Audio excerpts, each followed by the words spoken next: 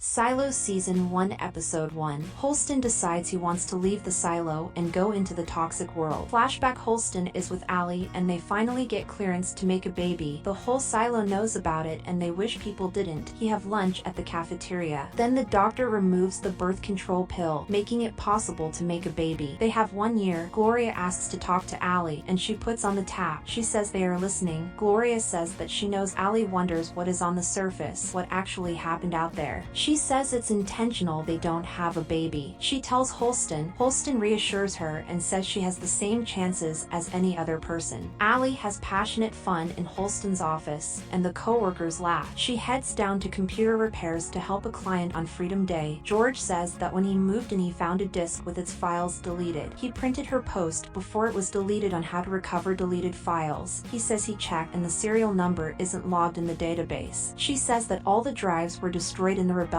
He says it could be an entry error or be older than 140 years. Holston escorts the mayor around the silo. She gives a speech about how the founders saved them from the rebellions by opening the door. Allie unlocks it and realizes it's the files to everything. She tells him it's a relic and he needs to get rid of it. Allie takes the day off work. She goes and visits Gloria. She turns the tap back on. She tells Holston she's gonna take another day off work. She goes to George and asks to see everything. She looks at Jane Carmody cleaning and sees the outside world. She tells Holston she's gonna sleep in for the doctor's appointment. They run out of time for their third chance at a baby. Allie doesn't show up for their appointment. She isn't at work. Holston comes home and talks to Allie. She says they were never gonna let her have a baby because they want obedient people. He says that they took out her birth control. She says he didn't because she just did. Holston runs out to get a doctor. He finds her in the cafeteria. She says that everything they've been saying is a lie. The outside is beautiful. She says she wants to go out. They arrest her. They try to save her, and they arrest the people that steered her into skepticism. They arrest Gloria and George. Allie talks to Holston, and she tells him that they alter the images to make it look like people die when they clean. He says they clean to get dust and grime off the sensors. And she says she doesn't know why they want them to stay in there, but she says that once she is out, she won't clean. But if she does, it means the outside is beautiful and lush. She says she will come back for him. They give her the proper equipment to clean the silo, and she is banished. She leaves the silo. She starts cleaning the silo, but she falls over and dies. Holston cries. 2 years later, Holston finds out George jumped off level 120 in the silo. No one saw him go over. An engineer says it's murder, and he meets Juliet. Holston says he has to know the truth. Silo Season 1 Episode 2. They give him the proper equipment to clean the silo, and he is banished. He leaves the silo. He looks outside, and it's beautiful like Allie said. He cleans the sensor, and Juliet says he is a fucking liar. Marnes reads a letter from Holston. Marnes needs to pick a new sheriff because people are getting stressed and buying hammers and knives. Judicial Sims stops a fight. He tells them to get their names. Juliet tells Martha that Holston lied because George didn't commit suicide. She says the last time she saw him he wanted to show her something. They were going to meet at her place after work. When she got off work she was happy to see George, but she found a note. Then she found out it was suicide. Hank says he knew they weren't in a sanctioned relationship, but he will run the possible murder up top. She meets Holston. They look at where he fell. They look at the corpse. Juliet shows Holston the things George left her, and she says she is going to show him something more illegal than a relic. She shows him a secret tunnel. They climb down steps, and she turns on lights. Her guess is that it dug out the silo, and the founders walled it off. They climb down a really long ladder. She shows Holston the relics. He finds out George traded relics. They find a wire and pull along it to find a bag. Inside is the drive and instructions on how to recover deleted files. He finds Allie's handwriting on the back. Holston says that she needs to wait, and he will give her a sign once he finds out what's on the drive. She never got a sign. Juliet tells Martha she didn't show the sheriff the bottom half of the note. Marnes tells Sophie that Holston did choose someone, Juliet of mechanics, to become sheriff, if not the badge. Juliet remembers George saying there was a door at the bottom of the water. She throws the down and climbs down, and she drops her light. Episode 3. Juliet climbs back up, drinks, and looks at the watch George gave her. Marnes and Ruth go to meet Juliet. Ellis wakes Juliet up. Her door was open and she got in. The table starts shaking and they rush down to fix the valves. She punches the apprentice for trying to fix the valve. Juliet has been pulled aside and told to take the day off because she punched Cooper. She believes they need to shut down the rotor before it breaks down. They stop by and meet with Bernard in statistics. Ruth asks what the numbers are on Juliet. She is horrible because she stole 4 boxes of tape, and Bernard recommends Paul as Judge Meadows said. Ruth stops by to see the babies. They question Juliet Juliet's father, Dr. Pete, on why Juliet was born in the mids with a doctor as a father and she lives in the deep. Typically, they don't work in mechanical. Doctor says she left when she was 13. She was always fascinated by fixing things. A walk down to mechanical takes over a day, and he needs it on his off days to rest. Juliet explains that George did all the work and she couldn't even go into the water, so she took it out on Cooper. She doesn't know why she is taking advice from a grandma stuck in a workshop listening to the radio. Mr. Sims suggests that Mayor Ruth pick Paul, but she decides to finish her trip to decide. Fix on the rotor is breaking. Juliet rushes back and listens to the machine, and she realizes the vibrations changed. She said she was warning him it would happen. They close the machine on her, just in case it turns out bad. She fixes the machine. The mayor goes to visit Martha, an old friend. She wants to know about Juliet Nichols. The mayor meets Juliet and she finds out Holston picked her to be the next sheriff. She got the sign Holston said he would give once he found out, and she receives Holston's sheriff badge. They tell her to become the sheriff. She finds out something is carved on the badge. She tells the mayor she will become sheriff, but she needs to fix the generator. They need to shut it off for the first time ever. Juliet explains that something chipped the rotor, and even if they fix it every time, one day the whole thing will break and they will be running off the backup, which can barely run one level. They have to open it up, but it could potentially explode.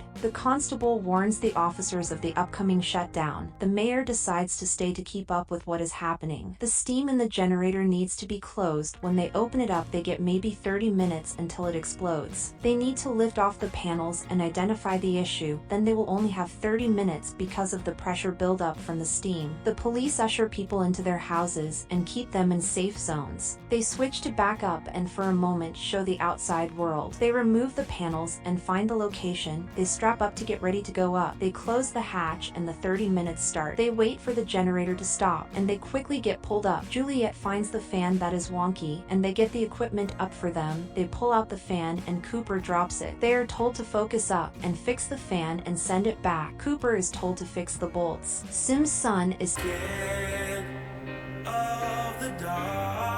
Marnes draws a portrait of Ruth. They go out for a walk. She says she might retire and confesses his love for him. The generator starts overheating faster than they thought. They are told to get out, but Juliet tells Cooper to take over and bolt in the blade when it gets up. She jumps into the hole to try and cool the hatch by spraying water. It starts working, but her area starts filling with water. Hank finds a man looking for help. They get him home. Juliet is almost drowning. They quickly flatten the blade and they get the blade up, but it is the red lining. Cooper gets the blade but struggles to put it on. The bolts start flying because of the pressure and Juliet starts drowning. Cooper gets the blade and the bolts on. Alice turns off the water. Juliet barely gets out. Cooper falls down. They release the hatch. They watch the generator and find out they fixed it. They all celebrate. The lights turn back on. Juliet apologizes to Martha and gives her a relic. Martha reminds her not to end up like George and that she will be listening to the radio. Bernard doesn't approve of Juliet being the future sheriff.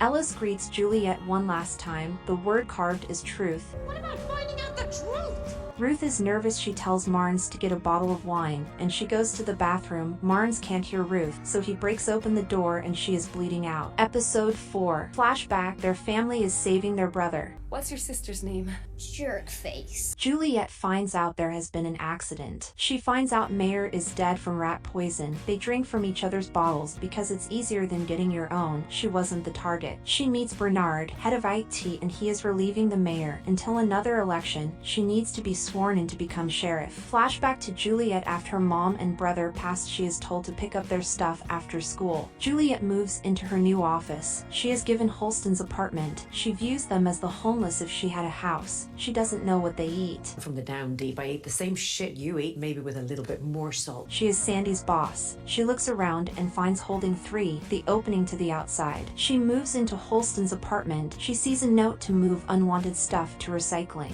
Flashback, she is moving her brother and mother's things to recycle, and she decides to keep a kangaroo toy that her brother liked. She is told that a girl that age shouldn't be recycling on her own, so she makes food and decides to fix a broken chair. Her father comes home and finds Smokey burns his hand and blames Juliet. She blames him for having to do all the stuff alone. She is reminded not everything can be fixed because they are gone. Juliet gets a file Holston left for her. She gets a call over the radio that Marnes is beating people up. She talks to him and tells him what he told Holston, that if he helps her figure out what happened to George, she will help him figure out who poisoned the mayor. They visit Patrick's wife but find out she is dead. Patrick punches him. Juliet finds out about a portrait of Ruth in Marne's house. She remembers the night she packed up and left to go down below. She annoys Martha into letting her join mechanical, and she is taken to the scavenger team. Juliet asks recycling for the hard drive or the sheets of paper, and if they find it they can message her. Dr. Pete finds out Juliet came to work at mechanical. He asks if she is happy, and she says he doesn't have time to think about them because there is too much work. Marnes is told that Paul could take over as sheriff anytime he signs for it, but he wants to give time for Juliet to fail. Juliet meets Luke Ace, a guy that knows about the play Juliet. She tells him to go home because the cafeteria is closed. Marnes wanders around drinking alcohol, reminisces the moments with Ruth, and overhears the conversation Juliet and Martha have over the radio. Marnes gets back to his apartment, but he fights with a guy, but it ends with a shotgun. Juliet opens her vent. She finds a rope, the same one from when she found the things George left her. She finds George Wilkins' case file, episode 5. Juliet finds out about them interviewing George about the relic. He said he was alone, and she questions why people would want to hide the report. She receives an immediate invitation to meet with Judicial Sims. She finds out Marnes is dead by shotgun, and she meets Paul Billings, the new chief deputy, because Marnes is gone. Juliet takes a minute and takes Marnes' list of criminals that he arrested that could have tried to poison him, and she lets the mortuary team take over. They decide to push the angle that Marnes and Johns were having forbidden love because they were old to the public about their deaths. Judicial Sims still don't like Juliet as Sheriff Bernard tells Juliet to read the pact on what she has to be as a sheriff, and in subtext she has to kiss Judicial's ass. They have a double burial of Johns and Marnes' bodies. They say their last words to Marnes and Ruth. They bite apples and throw them on Ruth's and Marnes' bodies. The people down deep send Hank to check on Juliet. They want to make sure she is able to keep the people of the silo safe because everyone is worried. Sandy hates Juliet, but she wants her to find out who killed Marnes because she knows the Judicial will try to throw out somebody random to clean. Juliet has to take Paul with her because he knows the pact. They run downstairs and they talk to Charles Martin, a thief that robbed apartments 15 years ago, but he has the syndrome. Juliet tells Paul to go home for lunch because she is gonna grab a sandwich, but Juliet pulls out the list of criminals and remembers when Patrick gave Marnes a bloody nose. She goes to check on Patrick, but he isn't home. She picks up his lock and opens the door. She goes into his closet and finds the same picture Marnes drew of Ruth in his closet. She puts it in the back and leaves. Paul meets with Judicial Sims. Instead of going home for lunch, he meets Doug Trumbull, a candidate to be Sims' shadow. They decide to race to the top to relieve the stress of Maureen's dying. Juliet finds Patrick and says that she is putting him somewhere safe. Paul admits he didn't go home, but he went to the Judicial. He says the Judicial open up its own investigation. They get recommendations from people that don't exist, the listeners, and it isn't talked about inside the pack. The listeners suggest Ralph Melby, but Juliet walks out and asks Sandy to get an arrest warrant for Patrick Kennedy first, and she speeds off. Sandy stops her to find out what is happening. She tells Sandy that Paul found the name Ralph from Judicial because they want her to arrest a random guy so she looks incompetent and they can remove her badge. Doug goes down to arrest Patrick Kennedy, but Juliet tells him that he planted evidence in the wrong house because that house is Kennedy's sister's house, but on the database it is put down as Patrick's. He runs off and Juliet chases him. While Doug runs away down the stairs, the runners run up the stairs. Juliet chases after him, but Doug throws her over the railing. She claws at him and drops her knife. She breaks his finger. Runners help her back up. Paul knows it's Doug and they get an arrest warrant for him. Doug gives Judicial Sims a note. Sims talk about the room he left and that he was a janitor's boy. When he was 14, he got into a conflict with one of his classmates, Richard Elliott. His father found out and he was scared his father would do something, but he didn't. He was partially disappointed. One day he got to school and Richard was crying. His father got reappointed to 125 and they had to move. He thought maybe his father had something to do with it. One day his father asked him if the bully still bothering him. He was confused about how he made it go away. His father took him to the door. He could never tell anyone about what was behind the door. He found out people behind that door do the most important work of the silo, work to keep 10,000 people alive. He blames Doug for messing up with George and Patrick. Sims pushes him off the edge. Juliet reports that Doug killed Marnes and Ruth. The Spectator tells her not to keep searching because they got their killer. Sandy tells her she is moving down to level 105. She didn't think Juliet would be able to find the murderer and thanks her. Juliet talks to Bernard. He admits he didn't think she was going to be a good sheriff, but he believes she is now. Whatever she needs he will help with. She wants a few days off to get her stuff from Mechanical because she didn't think she would last and didn't pack much. She meets a guy in the cafeteria and finds out about the floating lights in the sky outside the silo at night. She sees AW. Juliet goes to visit Martha. She wants to know why so many people are dying, but Juliet can't tell her. She tells her about the relic that Juliet gave her a while back. There is something on it, but they need a stronger microscope. But the Pact doesn't allow stronger microscopes and mechanical elevation systems like pulleys or elevators. Juliet realizes she needs to bait them with something. She grabs the relic George left her. Thank you for watching. Consider subscribing.